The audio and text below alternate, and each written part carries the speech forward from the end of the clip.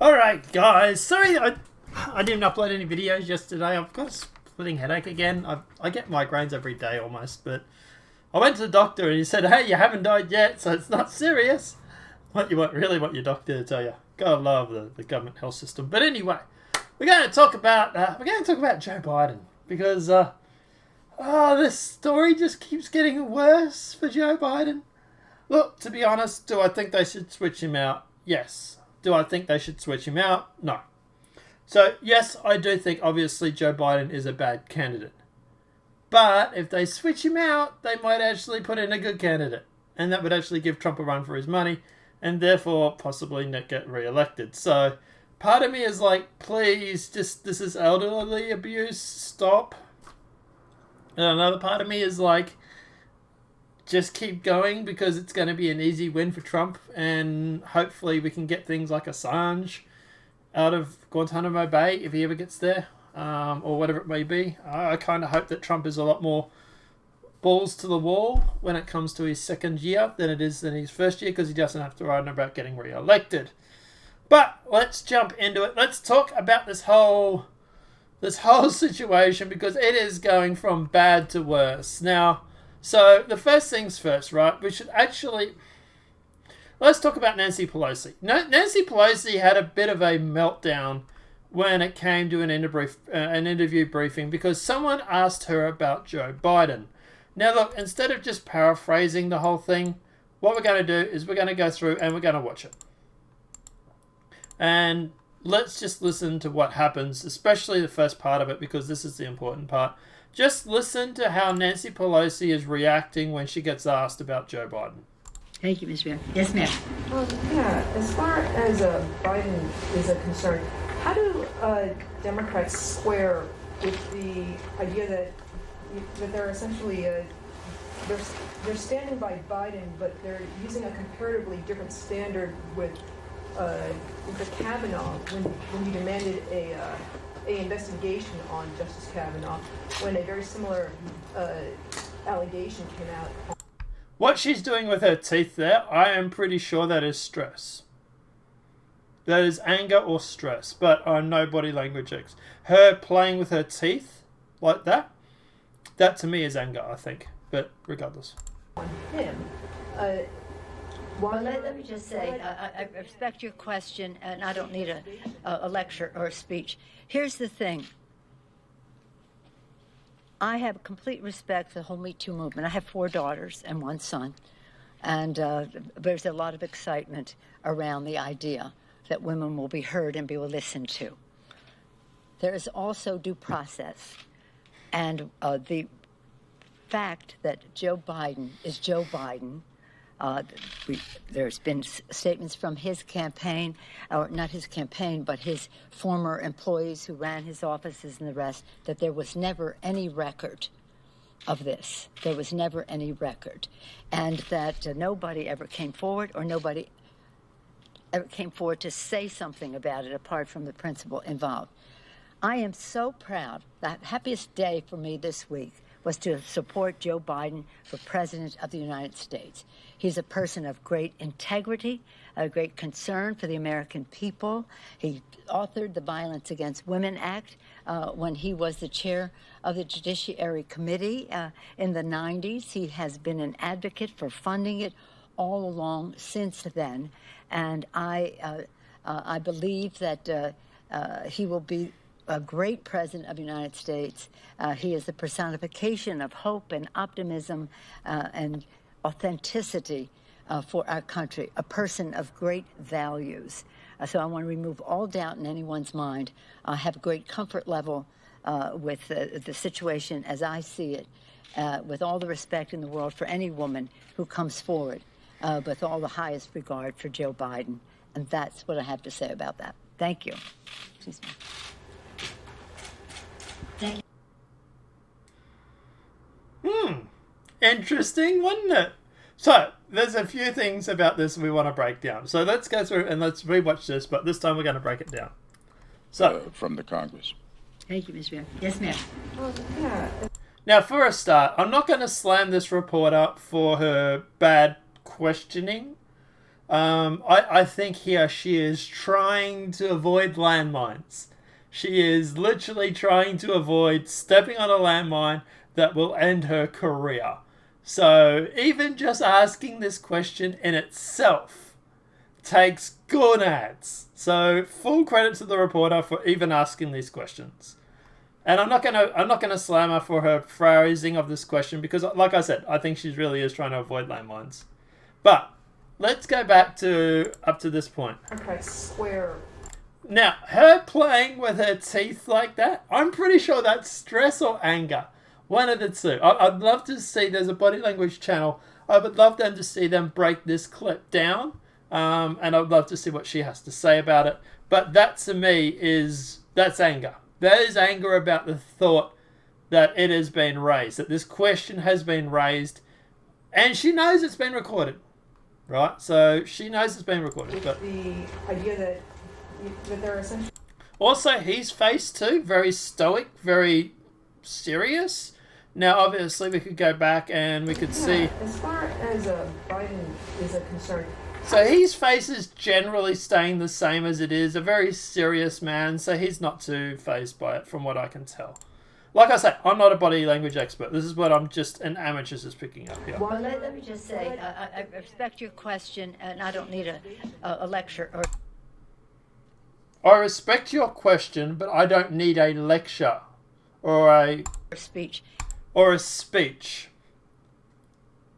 Can you imagine if Trump said that to a reporter? In fact, we don't have to. We have to. There's been times where Trump has been very, very brisk with the reporters after they've constantly interrupted news reports and stuff like that. And the media goes on a tirade about how bad of a president he is for being brisk with the reporters. Now, that's them after them constantly raising questions and, interjecting and just being plain out rude. Here, this reporter is just simply asking a question. And her response, Nancy Pelosi's response from that is, I don't need a speech or a speech or a lecture. Speech. Here's the thing. And then she has to stop, and then she has to think. Here's the thing. Bang. Blah, blah, blah, blah. She's thinking what to say in her head. If this was true, if she believed Biden over this Tara Reid, I doubt she would have to pause like this. This pause is literally her thinking of what to say. It's not going to be natural. It's a speech. It's a flow. She's sitting there thinking, okay, what do I need to say to nip this in the butt? What do I need to come up with? So it's not passion. It's not something that someone is honestly saying as they believe, because otherwise it would be flow. It would be natural. Like for me, for example, I don't have any speeches when I do these videos. These videos are completely off the cuff. There's no teleprompter, there's no speeches, there's no notes, there's nothing. All I have open is 5 tabs or so from this story, and we're just breaking it all down. Therefore, when I speak, as I am now, what I am saying to you, this is natural. This is my view on things. I don't have to sit here for a second or two to try and think of what to say when it comes to a certain point. Now, obviously, there's a little bit of age difference between me and Nancy Pelosi, and there are times when I've got to try and I'll be like, remember things, right? Now, at the end of the day, that's just me trying to remember facts, and yeah. But I don't have to sit there and say, now, this is the thing, and then sit there for a couple of seconds waiting to think of what to say. But anyway. I have complete respect for... So like I say, I think here, this is a speech. Her waving her hand around and all that, it's her trying to sell it. Her trying to sell a speech. Me Too movement. I have 4 daughters and 1 son. Bringing up the Me Too movement, right? I defend women, and you notice here, she doesn't say, I believe all women. She says that they need to be listened to. Vastly different than what the Democratic Party was saying when it came to Brett Kavanaugh. With Brett Kavanaugh, it was #believe. Now, it's due process and listen. And there's a lot of excitement around the idea that women will be heard and be listened to. Heard and listened to. Where's the believe? The believe has already been struck from her speech. It's no longer hashtag believe all women. Now it's hashtag listen to all women. And I imagine we'll see this start trending over the next few times. The next few times it won't be believe all women. It'll be listen to all women. Because they'll be worried that people will be able to turn around and say, well, where was the believe when it came to Tara Reid? So now I find your narrative, it'll be listened to. Hashtag listen to women. There is also due process. And the fact that Nancy Pelosi just became a conservative. She now believes in due process. All it took was for her side to be questioned over sexual harassment. Now she cares about due process. Where was that due process when it came to Brett Kavanaugh? That didn't exist, did it? Joe Biden is Joe Biden. There's been statements from his campaign, or not his campaign, but his former employees. That campaign, that part that she says campaign there, that to me, that was a slip. That was a slip. That she wasn't supposed to say campaign, she was supposed to say office. From his office that he worked with back in the day. And now I'm questioning how many of his office people or office workers he worked with back in the day, how many of them are now on his campaign? That is a question that we need to ask. Were there workers back in the day that were in the office that have given statements saying, no, we didn't hear about any of these allegations, and all of a sudden they're now working on his campaign? We need to find this out. Who ran his offices and the rest, that there was never any record of this. That's not true. So we know for a fact that her mother called into the Larry King show. We know that back in the day, right? We know that that happened at the time. So this whole time, this whole argument they're trying to make is that there was no report that came out at the time, which is really, really weird because that was what happened with Dr. Chrissy Besley Ford, right? She didn't make a report at arrest at the time. Didn't make a report, there was nothing that came out. But then, back then, that was fine. Brett Kavanaugh, no, we can now make allegations 30 years later, that's fine, right? But we do actually have Tara Reid and her mother, we suspect anyway, calling in on the Larry King show. So we actually have more evidence for Tara Reid than we do for Dr. Chrissy Besley Ford, whatever her name is. There was never any record. The Larry King show was a record. For a start. Also, her neighbours, remember her telling them about the situation when she was there back in the day. There is a record of it. She is now flat out lying to people regarding the situation. And that nobody ever came forward, or nobody ever came forward to say something about it apart from the principal involved. Notice that she had to correct herself. No one ever came forward. No one ever came forward apart from the principal involved. The person involved. Right? But we do have a history of Joe Biden being just flat out creepy, right? Smelling people's hair, touching people inappropriately. Many of women have come out and said that Joe Biden makes them feel creepy or creeped out, and that he has had complaints regarding what he actually does, him touching people. So, yeah, there are actually a history of complaints. I am so proud. The happiest day for me this week was to support Joe Biden for President of the United States. He's a person of great integrity, a great concern for the American people. He authored the Violence Against Women Act. Her bringing up the whole authored the Violence Against Women Act, that's her trying to sell that look, this guy can't possibly do what you say he does because of what he's done in the past. Okay, well, here's the problem with that. Firefighters, back in the day, they had a history of being pyromaniacs. Pyromaniacs would go and work in the fire stations so that they could try and put out the fires that they were lit. Pedophiles would go through and work with young kids. They would be putting themselves in a situation where they're surrounded by young children because it was a golden opportunity, right? There's documented cases of this. This is not the first time that someone who has been accused of doing something ill towards somebody has literally put them in a situation where they would go through and try and make themselves out to be the hero. And in fact, even with, for example, violence against women and pedophiles and everything like that, all that stuff, there have been situations where they will go through and try and white knight and make out that they're further from the truth from that, right? Don't think I'm like that, right? I go through and I arrest those sort of people, all right? And then they've later been found out that they were actually involved in the situation.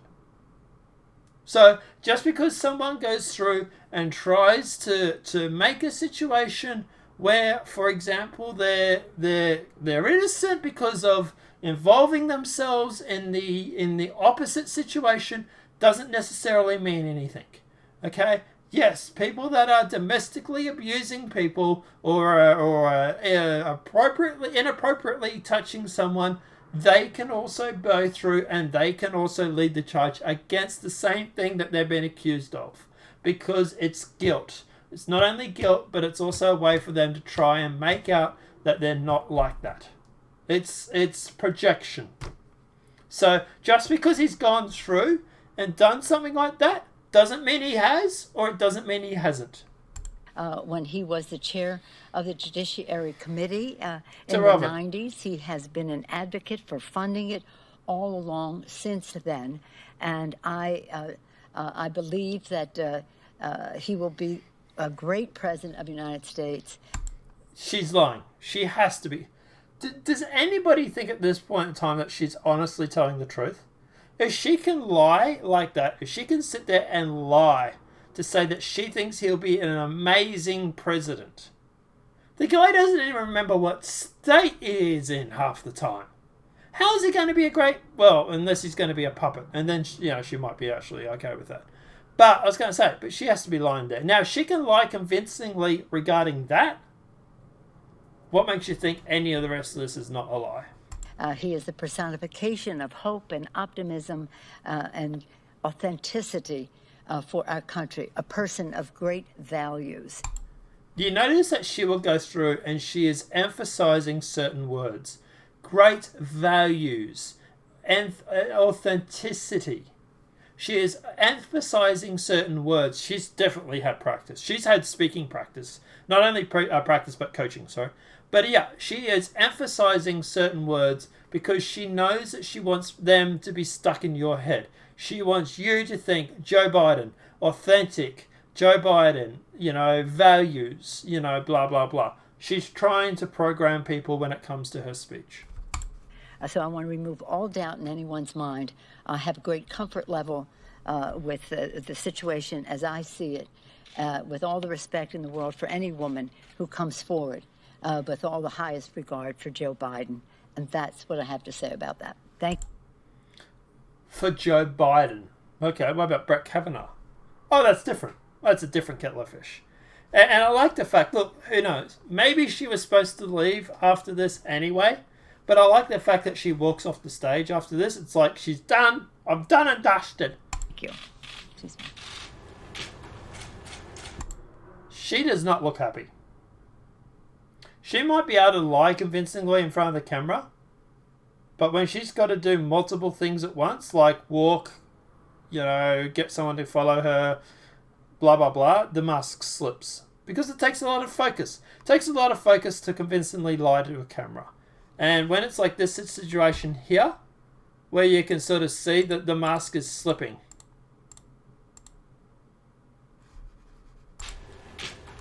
You can see her playing with her teeth. She's pissed. She is angry that someone had to bring this up. And I would love to see the body language channel go through, and then I would love to find out if I'm right about this. But to me, that is anger. She is annoyed that this question being raised.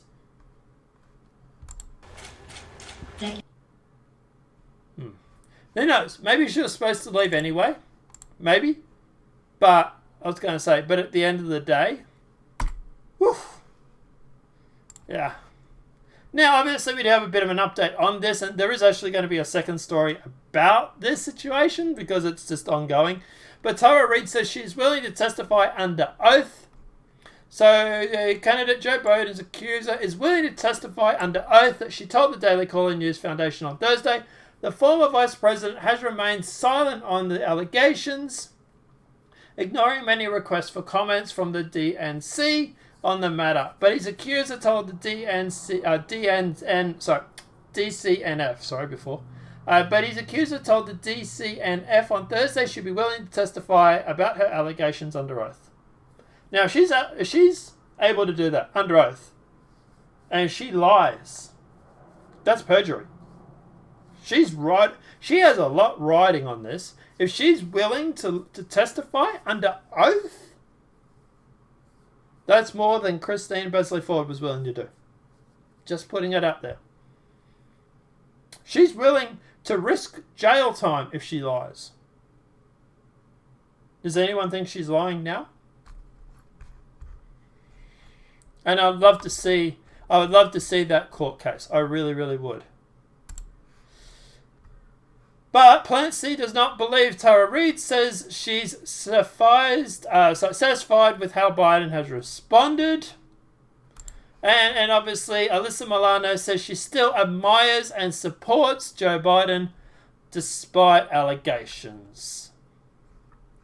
So, look, at the end of the day, no one is really that surprised. We do have an audio recording here.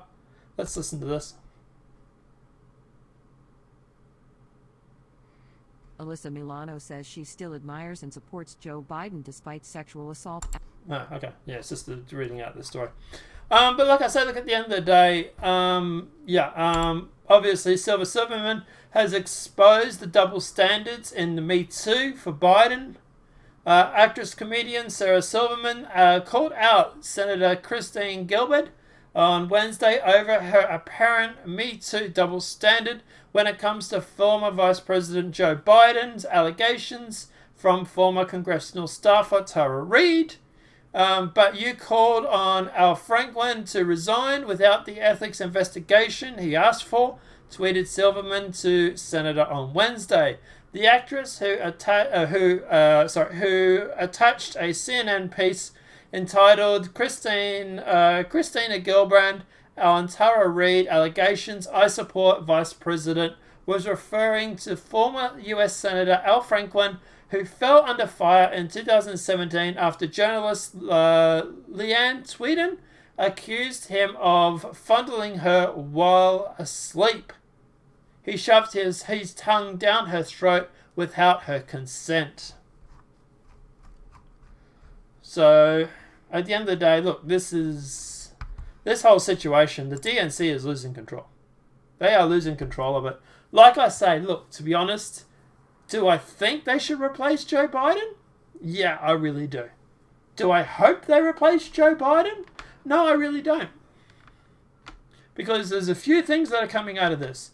A, it's going to make Trump winning 2020 a lot easier if Biden is still there. And B, it's showing the Democrats for being a bunch of hypocrites.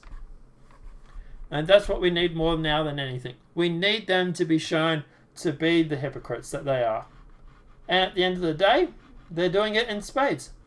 Because they will sit there and they will accuse someone like, for example, Brett Kavanaugh. They'll accuse him of being of not wanting to, or not. Sorry, I should say they accuse or they tell that he shouldn't have a job. They claim that he should have his job removed. They claim that at the end of the day, he doesn't deserve this position. That it's a job that he's going for. That these questions that have been asked by Christina Blasey Ford are relevant because it's a job position. But then when it comes to Joe Biden, it's all different. It's all different now. It's like there's a double standard in Hollywood. Who would have thought? But guys, let me know what your thoughts are in the comment section below. If this video has been helpful, please smack that like button. If you're new to the channel, welcome and subscribe. 2 videos today, plus I'm going to re-upload the video that didn't work out the other day. I've got to re-encode it. So there'll be 3 videos today. Obviously, check them out. Apart from that, if the video has been helpful, smack that like button. If you're new to the channel, welcome and subscribe. Apart from that, guys, I'll see you in the next demonetized video from YouTube. Have a great day and enjoy.